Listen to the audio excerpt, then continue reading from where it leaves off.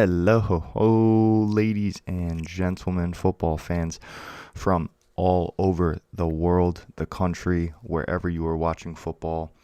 Welcome in, NFL fans, family, friends, everyone who is listening to this podcast with their ears. I welcome you, and I hope that you're having an awesome day. I know that yesterday was an awesome day because it was the first NFL Sunday of the year, and I hope that all your fantasy teams won because that would be awesome. I had a couple that did, not, but for the most part, we're just going to review Week 1 game film, Week 1 games, and then the studs and duds from fantasy everywhere. Early for concerns, too early for concerns, maybe not. I'm just going to talk about what I saw from the games and if you should be worried if you have any of the players that I'm going to talk about, as well as if you should be doing victory laps about any of the players that I'm going to talk about. So let us waste no time and dive right on in. So we're going to discuss half of Week 1's games from yesterday, today, and then on Tuesday's show, we'll do the second half of the games and discuss some waiver wires, some waiver wire ads, top priorities, how much fab, all that good stuff, and let's waste absolutely no time. Get right into it. The Arizona Cardinals and the Tennessee Titans played a football game yesterday, and Kyler Murray looked like an absolute MVP candidate. If you listen to any of my shows earlier this offseason, you heard me talk about how concerned I was about Kyler Murray and his height concerns and whatnot, but he put those to rest yesterday, it seemed. Tennessee looked absolutely abysmal on defense and on offense. Derrick Henry himself looked slow and old, and I told you to stay away. Do not draft Derrick Henry. I said it yesterday. He did not perform like a top 5 pick where he probably was taken in your fantasy draft, and that was that. But staying on the Cardinals side of the ball for a second, Kyler Murray played exceptional. The two Arizona Cardinals running backs looked pretty similar to each other. Neither really took control of the starting job. I think that it's going to be a committee for quite a while going forward, and DeAndre Hopkins just had a field day on Janoris Jenkins. He took him to the bank, to the house, anywhere he wanted. Hopkins finished with 6 catches for 83 yards and 2 touchdowns and was absolutely balling. I can't really tell if this was more of the Cardinals being really good, the Titans being really bad, or a mixture of both. But one thing that I do know is that when the Cardinals were able to shut down the run and then the play action, Ryan Tannehill had absolutely no answers. He played horrible. Chandler Jones had 5 or 6 sacks. And Taylor Lewan, the left tackle of the Titans, tweeted at Chandler Jones, humbling and thanking him for exposing him, which I thought was crazy. That's something that you don't see very often. On the Titans side of the ball, Tannehill played bad, and his 2 receivers suffered because of it. A.J. Brown did get in the end zone, but did not have a huge day outside of that, and Julio Jones was nowhere to be found, seemingly. So, a rough day for Titans fantasy players everywhere. And, of course, the top 5 pick, Derrick Henry, in fantasy, did not have his best game.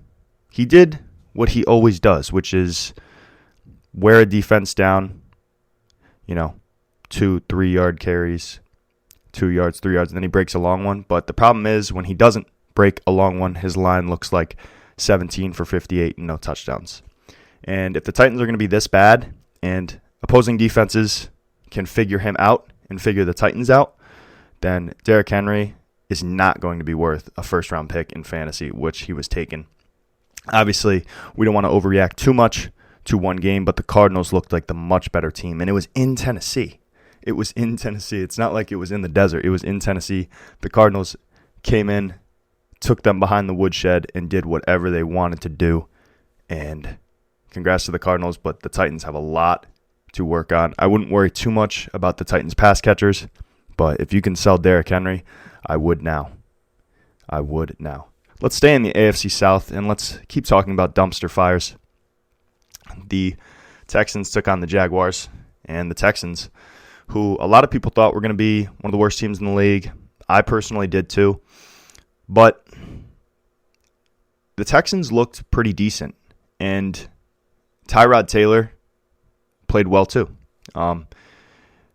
It seems that Mark Ingram has taken control of the Texans' backfield. He had 26 attempts, 85 yards and a touchdown, was a top 10 fantasy running back on the week. He would be a guy that I would definitely add because anytime you can get almost 30 touches out of a running back position, that player should be owned in all formats. Brandon Cooks had 5 catches for 132 yards. Again, played really well. But I think that this is more of a product of how bad the Jacksonville Jaguars looked. They looked awful. They looked like the worst team in the league. There was no team yesterday that I saw playing football that looked worse than the Jacksonville Jaguars. Not the Lions, not the Texans. The Jacksonville Jaguars looked absolutely abysmal. The final score was 37-21, but a late touchdown by the Jaguars would have that score looking a lot closer than it really was on the field. Trevor Lawrence threw 3 picks. He played not amazing. Carlos Hyde had more touches than James Robinson. James Robinson owners everywhere. I don't own any James Robinson, but I wasn't opposed to owning him. I just didn't have him in any drafts. I would be very, very concerned about Carlos Hyde out-touching James Robinson. And DJ Chark, the final box score, 3 catches, 86 yards, and a touchdown. That lies. He had a late 50-yard touchdown catch. Before that, he was pretty quiet. I would be concerned to own just about any Jacksonville Jaguars outside of Trevor Lawrence this year. And obviously, we don't want to react to one game, but they looked really bad, and I don't think that the Texans are a playoff team. They looked so bad. I think that the Jaguars, if this continues, are probably going to have the first pick again, which is really ironic because they do have talent on that team and on that defense and on that offense, but something just doesn't feel right about the Urban Meyer experience. It just doesn't feel right. Next up, the Los Angeles Chargers went to the Washington football team and played a football game. Justin Herbert looked really good. Austin Eckler was a guy that I was really worried about, especially with the lingering hamstring injury. He also played well. I was a bit concerned that they would rotate running backs in there, but Austin Eckler seems to be the guy. Got into the end zone for you as well. And then Keenan Allen, one of the best route runners in the game. Him and Herbert just have some crazy, crazy chemistry. So fantasy-wise, I think that those 3 are some studs. And then Mike Williams also had a big day. He played well. I think that all 4 should be on fantasy rosters, but the 3 that I mentioned first are definitely the guys that you want to start week in, week out. The Chargers ended up winning the game, and it was played in Washington. For Washington, Ryan Fitzpatrick is set to miss extended time with a hip injury, which is unfortunate because I think that really derails the plans of the team for real-life football. Taylor Heinicke set to start. Antonio Gibson was the clear lead back and played like it. Had a nice long run in the second or third quarter for about 40 yards. Looked like a baller, looked like a stud, and looks like he's going to be worth that second-round pick that you paid for him early in August if he can keep this up. And Terry McLaurin had one of the most incredible catches you will probably see all season, but didn't have a big day. 4 catches, 62 yards. He'll be back. He'll come around. He's too talented not to. I think that for Washington, the only players that you should really want to own are Gibson, McLaurin, and Logan Thomas, who also got into the end zone. But the first 2 are studs. Logan Thomas, of course, has to be owned because the tight end position is so abysmal. The Chargers did look good. Maybe one of the most surprising victories of Sunday's slate was the Bengals beating the Vikings. For the Vikings, Kirk Cousins sliced and diced the Bengals defense. The Vikings probably should have won this game. A lot of mistakes, especially the fumble late by Dalvin Cook, which is very uncharacteristic of Cook, cost them the game as they were driving in overtime. Kirk Cousins had 351 and 2. Again, another solid streaming QB option. Dalvin Cook didn't have quite the big Dalvin Cook day, but did get the workload, had 20 carries, 61 yards and a touch, locked and loaded, RB1. Adam Thielen had 9 for 92 and 2. So much for him slowing down. And Justin Jefferson, of course, did his thing, picked up right where he left off. Very surprised that the Vikings lost this game. Their playmakers failed them. They just did. And Joe Burrow started off slow. You know, the first half, he did not look comfortable in there. But then on one of the last plays of the first half, he hit Jamar Chase for a nice 50-yard touchdown, which was reminiscent of their college days. And for all those worried about Jamar Chase, he had 5 catches for 101 yards and a touch. Let's calm down about overreacting to preseason. I know I was one of the ones that was avoiding Chase. We'll see how it goes. Tyler Boyd was quiet, and T. Higgins played all right, got in the end zone. We'll take it. Joe Burrow is a low-end quarterback one for the time being, and I think that he can only go up. He played really well, and once he gets a couple more starts under him, I would definitely stash Joe Burrow if he is out there in your leagues. But the guy I want to talk about is the guy that I was absolutely pounding the table for, the steal of the draft. Joe Mixon led all running backs in touches after week 1. 29 carries, 127 and a touch. Scored the second most fantasy points in PPR behind only Christian McCaffrey. I hope you bought in. The offensive line looks improved. It doesn't look great, but it looks improved. And Joe Mixon is a locked and loaded running back one, maybe top 5 running back if he can stay healthy. That's a big if with him, but now that Giovanni Bernard is not there, he's going to get the workload. He's one of the most talented backs in the game. And bye, Joe Mixon. It might be a little hard for the Joe Mixon owner to want to give him up after this monster performance with all those touches. I'm not. I have him in a couple leagues, and I'm not budging. I'm going to hold my guy because I think that you have a stud there. But if you can get him, float some trade offers. Derrick Henry for Joe Mixon. If you're the Derrick Henry owner, I do that now. Do it now. Impressive win by the Bengals, too. The New York Football Jets took on the Carolina Panthers in a game where Sam Darnold actually looked really good, and I was so happy for Sam. It's funny, the Adam Gase effect where you get away from Adam Gase, but that is just so true. It continues to be true. Sam Darnold connected with Robbie Anderson on a nice 57-yard touchdown catch. That was Robbie Anderson's only catch of the day, but had a decent fantasy day because of it. Sam Darnold looked good. He sliced and diced the Jets defense. Yes, I know it was the Jets.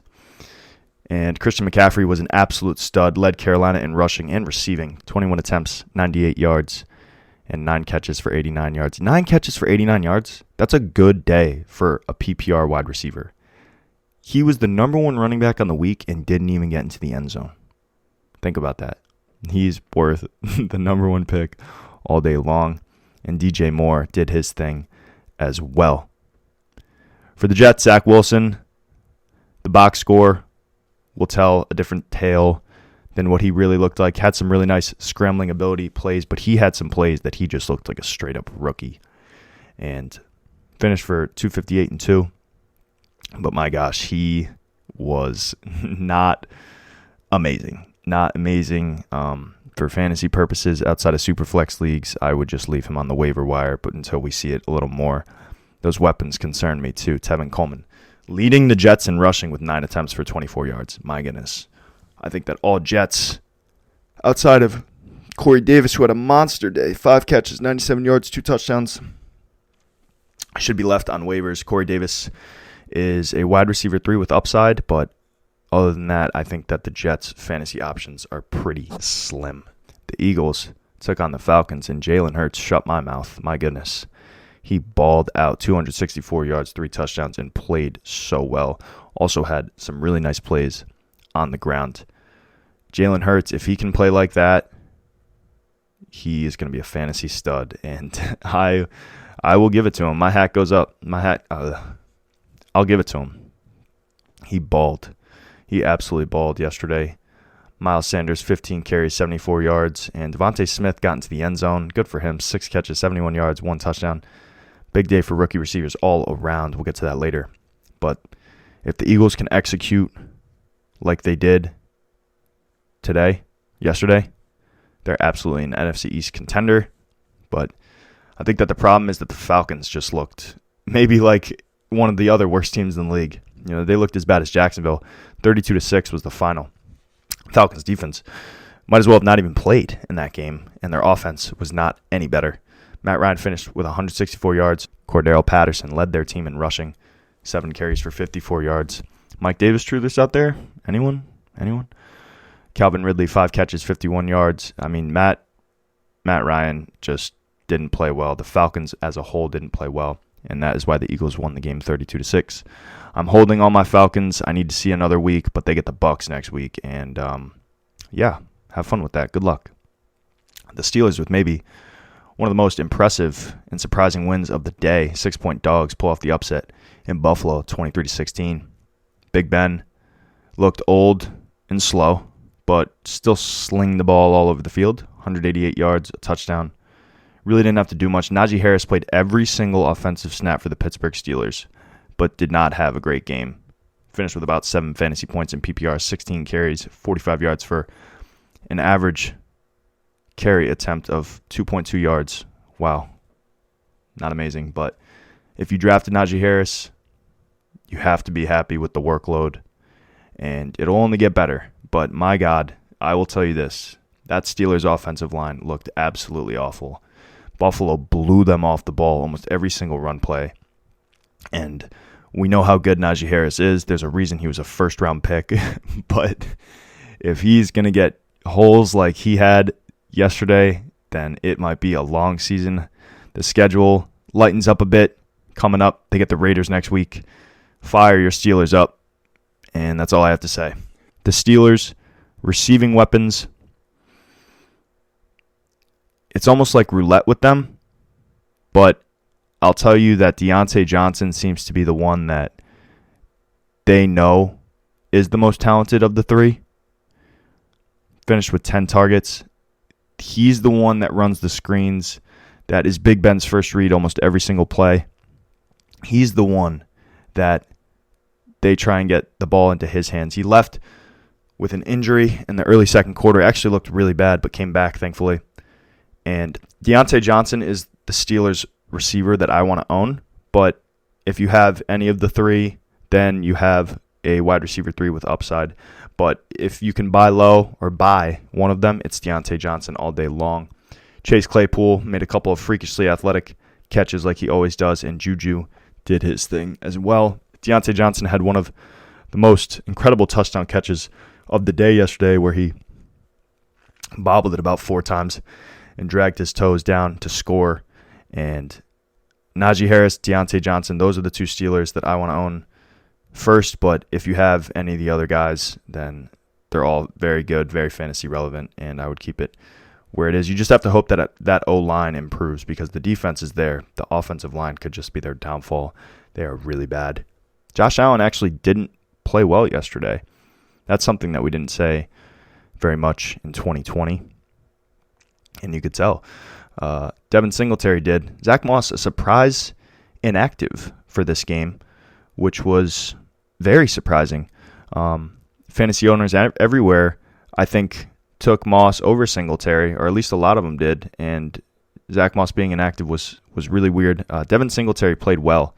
He played well. The box score, 11 for 72, but it was more so the moves that he was making, the cuts he was making, and there's a reason I think that the Bills kept him as the sole primary ball carrier for the running back room. But I don't know if there's any Bills running backs that I really want to own. Singletary would be the one if I did, but Allen just did not play well. He fumbled the ball, threw a pick, and I know how good the Steelers' defense is. I don't think that this is cause for concern yet, but he did not look like an MVP candidate in this game. Stephon Diggs did, of course, his thing. The routes are just incredible. He is always open, finished 9 for 69, and it only gets better. It's only going to get better for Diggs. Hold your Bills. Don't panic, but Josh Allen, got to play better than that. The Seattle Seahawks let Russ cook. Wilson finished with 4 touchdowns and sliced and diced the Colts defense with ease. Chris Carson, the running back to own in that backfield, did his thing, 16 carries, 91 yards, didn't find the end zone, but still played really good. And then Tyler Lockett, 4 catches, 100 yards, 2 touchdowns, had an incredible touchdown catch. The Seahawks offense was rolling, and they let Russ cook finally. They weren't running the ball in the third quarter when they were down, even though they were never down, but they did that a lot last year. The Seahawks offense looks good. DK Metcalf also found the end zone. They're going to do their thing. Fire up your Seahawks from now on. The Colts, Carson Wentz, played okay. Looked shaky at times, but That's what Carson Wentz does. I think that getting that fresh start is going to be good for him. He's only going to get better. Seahawks won the game 28-16. Jonathan Taylor was the running back who got the majority of the touches, but Nyheim Hines had 8 targets and 6 catches. Nyheim Hines, if he's out there somehow on your waivers, they just gave him a nice contract extension, pick him up and at least stash him. I think that he's a low-end flex from now on.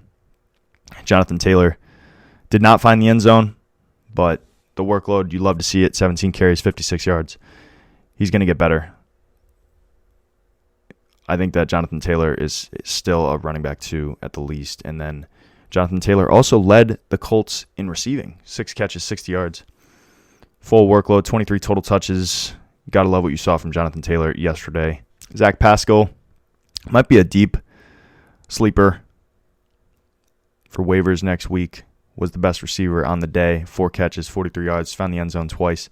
And Michael Pittman was nowhere to be found, although I'm not giving up on Pittman just yet. All right, the Niners did their thing. Jimmy Garoppolo played well. Trey Lance came into the game for a couple plays, but one of them most notably, he tossed a 5-yard touchdown. Jimmy Garoppolo looked pretty much flawless, but the Lions, I'm on record as saying I believe that they will be the worst team in the league. The final score, the Niners won 41-33, but I don't think that it was as close as the final score says. You know, the Lions kind of had some late game heroics where they almost made a comeback, but the Niners were the much better team yesterday. Earl Mitchell came in and absolutely balled when Raheem Mostert left the game early in the first quarter. 19 carries, 104 yards, 1 touchdown. Sliced and diced that Detroit Lions defense that is just non-existent year after year.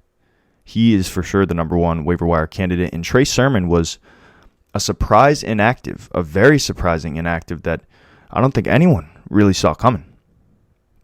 Trey Sermon owners, I would be concerned, but I doubt that you're going to get any value for him right now.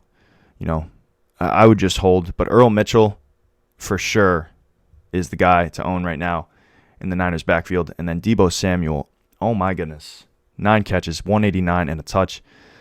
The Lions just don't play defense. That's the thing. Just, I feel like I don't want to throw away this game by any means, but the Lions literally don't play defense. They don't play 11 guys on defense. Deebo Samuel did his thing, and another really surprising offensive thing from the Niners was that Brandon Nyuk, due to injury, played almost no snaps, had no catches, no targets, and he's another guy that I would just hold because you are not going to get fair value for him right now. Jared Goff actually looked good. I mean, he didn't play incredible, but for what he's given on that offense, you know, he played decently. The 3rd quarterback on the week for fantasy points, 338 yards, 3 touchdowns, a pick. I don't know. I don't think that Jared Goff is usable. They were playing catch-up the whole entire game, and he had to throw. But that's not to say that they won't do that again for many more times this season. If you want to stash Goff, I have no problem with it. And then the 2 running backs for the Detroit Lions were actually both top 5 running backs on the week, Jamal Williams, DeAndre Swift, and both played really well. DeAndre Swift, for me, would still be the guy to own, but I think Jamal Williams right now is still a flex if they're going to use him like they did. But you have to hope that the game script is right and they're playing catch-up. Both had 8 catches, respectively, and both had monster days. And then T.J. Hawkinson, if you were a T.J. Hawkinson truther, I was not. You got to love what you saw for him. 8 catches, 97 yards, and a touch. Yeah, I mean, are the Lions fantasy relevant more than I would have thought? They are, it seems to be. They're going to be playing catch-up a lot this year, and a lot of times that is good for fantasy football. All right, so that is going to do it as far as the game reviews for today. The second half of the games will be on tomorrow's show. Just want to run down the top 5 performers at each position going into Monday night's game. At quarterback, Mahomes, Kyler Murray, Jared Goff, Dak Prescott, Jameis Winston. Running back CMC, Joe Mixon, Jamal Williams, DeAndre Swift, Nick Chubb. At wide receiver, Amari Cooper, Tyreek Hill, Deebo Samuel, Adam Thielen, and Corey Davis. And at tight end, Rob Gronkowski. Welcome back. TJ Hawkinson, Travis Kelce, Jawan Johnson, and Dallas Goedert. Some surprise news for sure. And that is going to wrap it up on the show today. Tomorrow we will talk waivers and the second half of the Week 1 games, as well as the Monday night game between the Ravens and the Raiders. Until then, take care, guys, and have a great day.